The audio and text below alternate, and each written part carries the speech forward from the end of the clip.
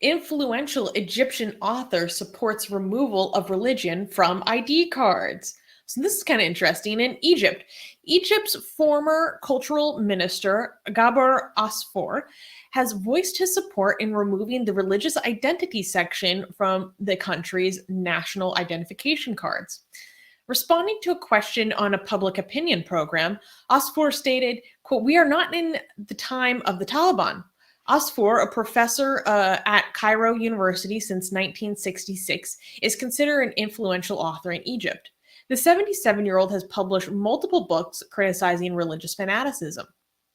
In a recent interview, he continued to urge Egyptians to, quote, "look outside."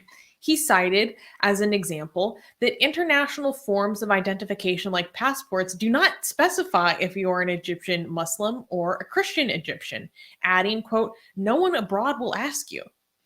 The debate began when photos of a national ID and passport with no section for religion were circulated online.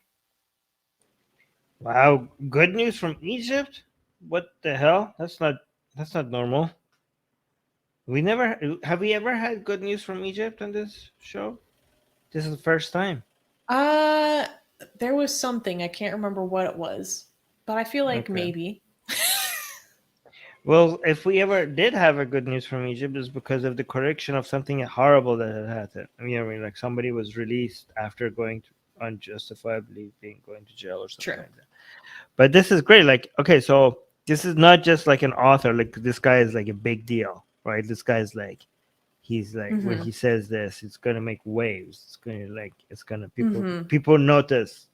So it's great that he's like this. Something like this is being normalized in Egypt. What do you get on your ID card? So right now your ID card, like in Iran also, I wish I had my Iranian ID card here. It says your religion on it, right? Does it still, hey guys in the live chat, Iranians, Puya, Qasem, does it still say your religion on your ID card?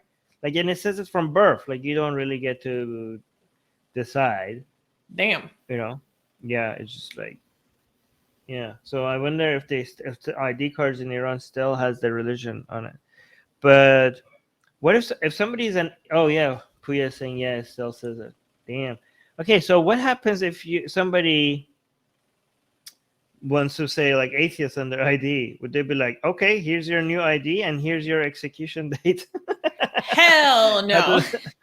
How does it work? Like, what if somebody if somebody is like, you know what? I know this is illegal, but I really want my ID to say atheist. Would they allow that? Would they actually let you put atheist on your ID card? You want to change it, you become murtad. Yeah, and it's again in Iran that's punishable by death. I don't know how if somebody wants to leave Islam, what happens to them in Egypt? I don't know how that works. But can you change it in Egypt? Well, in Egypt, the situation with apostasy is a little sketchy. So people have faced I mean, I'm going through the Rolodex of blasphemy law in my head. I believe that blasphemy is punishable by death in Egypt. And it has happened before that someone leaving Islam, I believe it was converting to Christianity, was criminalized for blasphemy because they said the act of your apostasy is an insult to Islam. So then I don't think that they were actually executed for that, but the apostasy was supposed to be punished by death vis-a-vis the blasphemy law, interestingly enough. But this author, I really want to see if his works are translated into English because his books sound really good. Some of his most notable works are called Countering Fanaticism and, Armin, this is for you, In Defense of the Enlightenment. No way. Yes. Oh my God, this guy's great. I love this guy. So if anyone knows if he has his works in English, please let me know. It was also pretty interesting because this became a topic of discussion.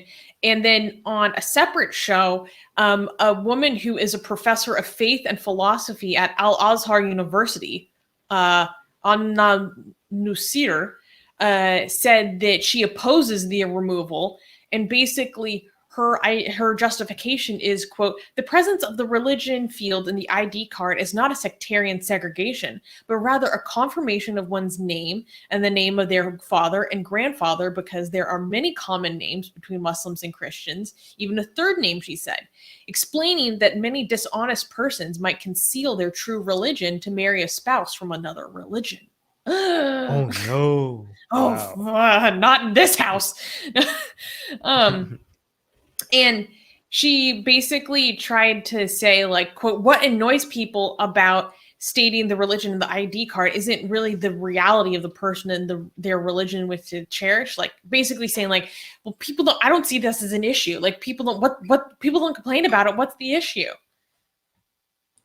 What's the issue? That you have to display the way that to be like, this is like, it creates hierarchy, right? Like it creates you're officially a government document announcing your second-class citizenship status and forms of discrimination, right? Especially, I mean, at least I know that's how it works in Iran as well, because in Iran, like, if you're not a Muslim, you have less rights, you get less university positions, job positions, and you have to. But wait, so Qasim is also saying that, where is it? Qasim is saying, Qasim, wait, there is no religion option on ID card, but it is on any other document and paper. This is about Iran. No, Qasim, there's two ID cards that I'm thinking of, right? One is the Shanasnameh, which is you get it at birth, and the other one is the Carte Milli. If I remember correctly, the Carte Milli doesn't have your religion on, but Shanasnameh, that one has your religion on it. And it's the way it works is like the opposite of Judaism. You get whatever your religion, your dad's religion is, you get that religion by birth. Yeah. In Iran, does it specify what type of Muslim? Does it say Shia versus Sunni? Because there are Sunnis in Iran, but like, well, it just says Muslim. My Shia didn't say Shia. It just said religion, Islam. So it didn't say Shia Islam. You know what? For a very long time we didn't assume that, like, I mean, Islam is Shia Islam. Like, those are just the other ones are just. That sounds like me in Catholicism growing up. I didn't know that there was other Christianity until I was like in 9th grade. You have Shia Islam and you have heretics. You don't have Shia Islam and Sunni Islam. You have Shia Islams and weirdos. That's how. Oh my gosh. That's what. Meanwhile, the rest of the Islamic world is like, no, you. No. Somebody's saying, "Oh my God, same as Sus." Probably. Puya saying Qasim is right. I just checked. My car doesn't have religion. I just checked mine, and mine doesn't have religion on it either. Oh, guys, are you checking your Carte Milli or are you checking your Shanasnameh? Because the Shanasnameh, when I was born, it had religion on it. Yeah, see, I was right.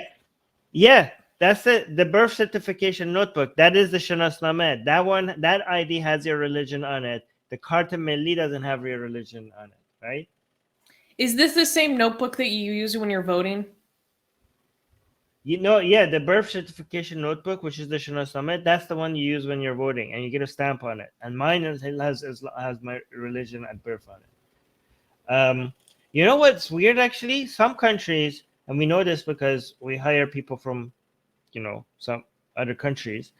We hire mostly people from like India and Philippines, okay? And the resumes from Philippines, I mean, it was like this a couple of years ago. Almost all of them started with religion, Roman Catholic.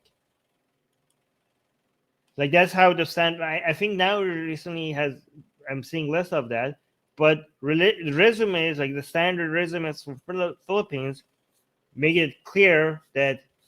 Do you know why that was part of the resume? Religion, Roman Catholic. This is my theory, and this might be wrong.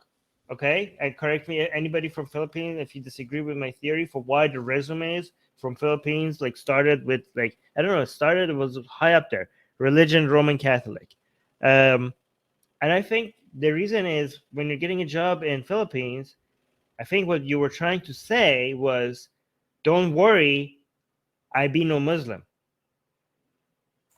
I think that was the reason. I might be wrong.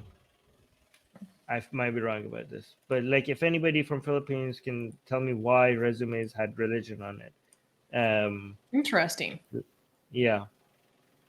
Hey guys, if you're a fan of Blasphemy and Sexy Callie, like me, then you need to be sure to subscribe to our newsletter, link in the description below. Because if you subscribe, we will send you a free copy of our Blasphemous Art ebook. And let me tell you, it is the tastiest blasphemy that you can find anywhere available today. And we are so generous with our blasphemy that we continue to send you more blasphemy every week. So make sure to subscribe, link in the description below.